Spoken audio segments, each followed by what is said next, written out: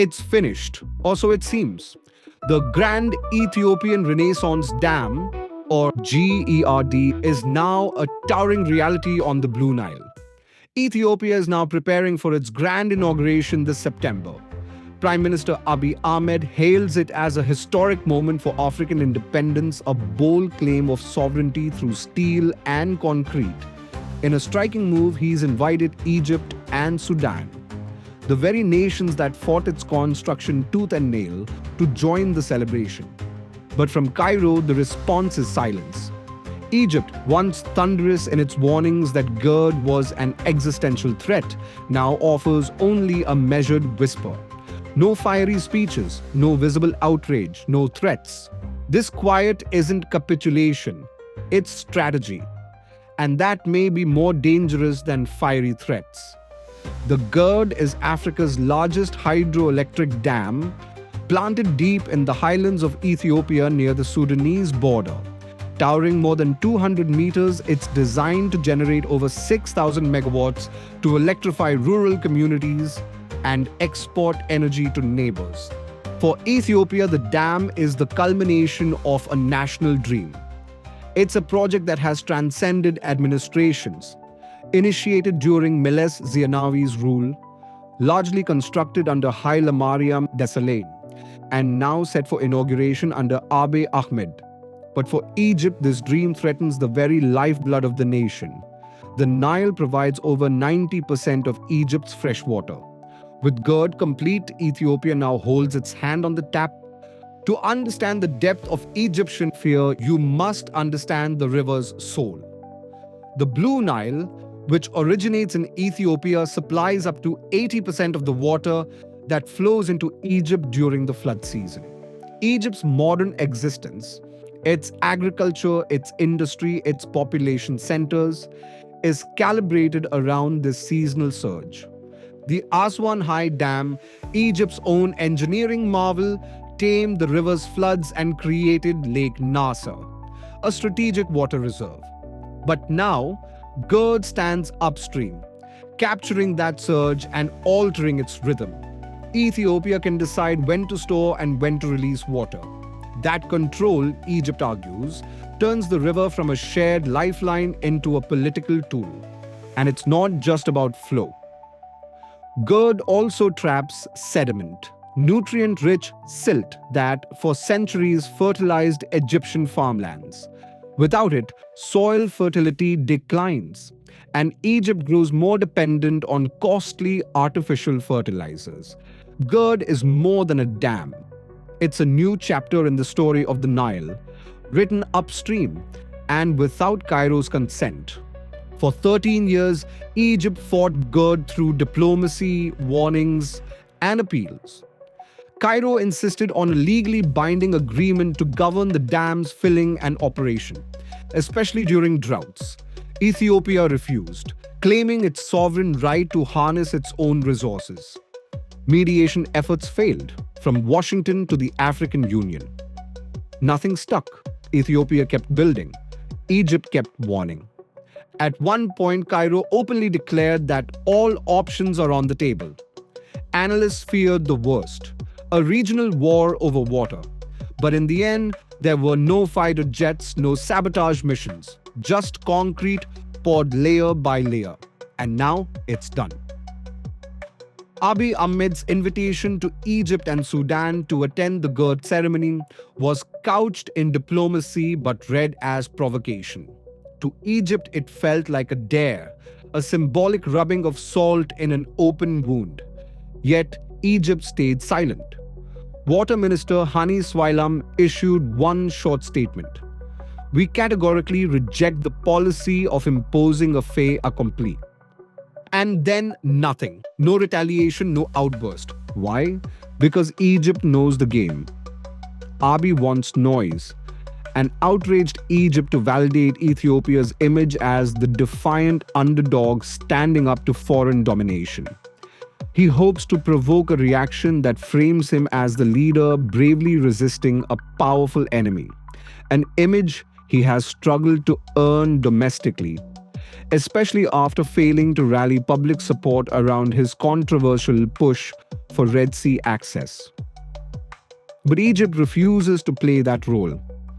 Cairo's silence is not a sign of weakness. It's a deliberate, calculated refusal to be cast in a narrative it didn't write and doesn't benefit from. Silence in this context becomes a powerful weapon, one that buys time, conceals intentions, and sets the stage for a long game. While Egypt appears silent, it's quietly transforming its water strategy. It's pouring billions into desalination plants along the Mediterranean and Red Sea. It's revamping its irrigation systems and investing heavily in wastewater recycling. The goal: reduce dependence on the Nile and increase water resilience at home. At the same time, Egypt is expanding its influence across the region. It's forging new alliances in the Horn of Africa and reinforcing old ones. This isn't just about water, it's about positioning. It's about ensuring Egypt isn't isolated downstream. Sudan, Egypt's downstream neighbor and GERD's immediate neighbor, is in turmoil. A brutal civil war rages between the Sudanese Armed Forces (SAF) under General al-Burhan and the paramilitary Rapid Support Forces (RSF) under Hemedti. Al-Burhan has grown closer to Egypt and Eritrea. It's a strategic triangle built on shared anxieties about Ethiopia's ambitions. Egypt supports al-Burhan not just to stabilize Sudan, but to secure a partner in the water fight.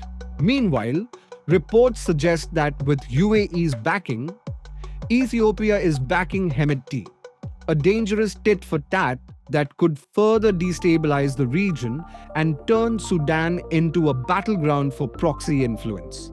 Sudan has its own interests in GERD, from flood control to electricity access. But in a fractured state, its position is malleable.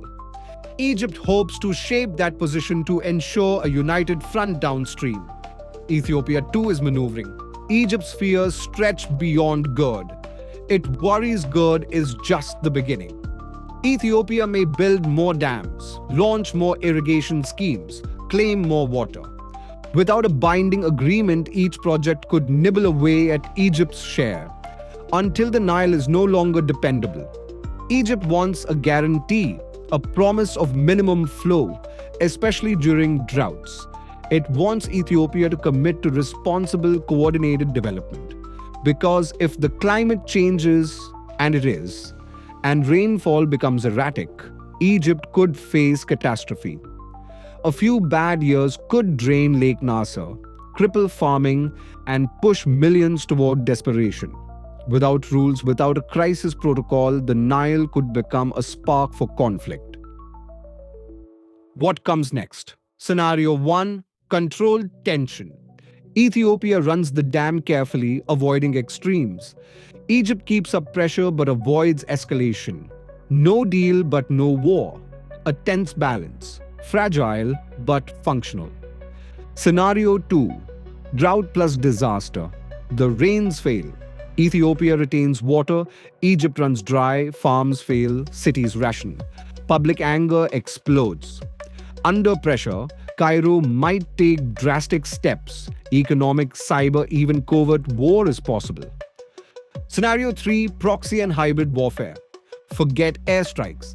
Egypt could turn to subtle tactics, supporting rebels inside Ethiopia, targeting GERD systems with cyber attacks, tightening alliances with Ethiopia's neighbors to lay diplomatic siege.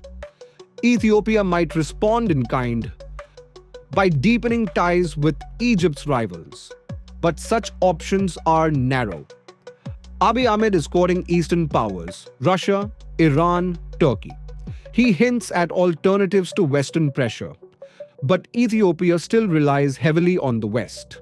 Aid, loans, investment all flow from the US, EU, IMF, World Bank.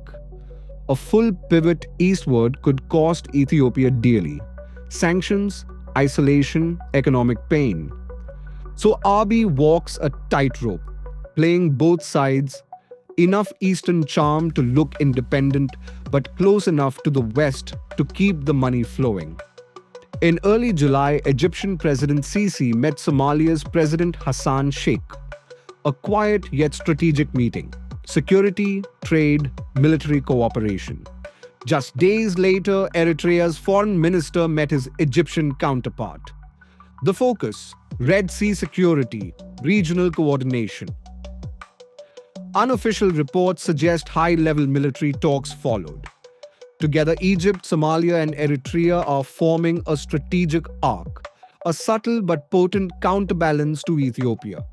It doesn't look like war, but it's pressure. Final note: silence isn't peace, it's poise. The turbines of GERD are about to spin. The river has been altered.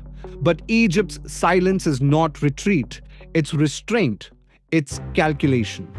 Without a binding deal, the risks remain high.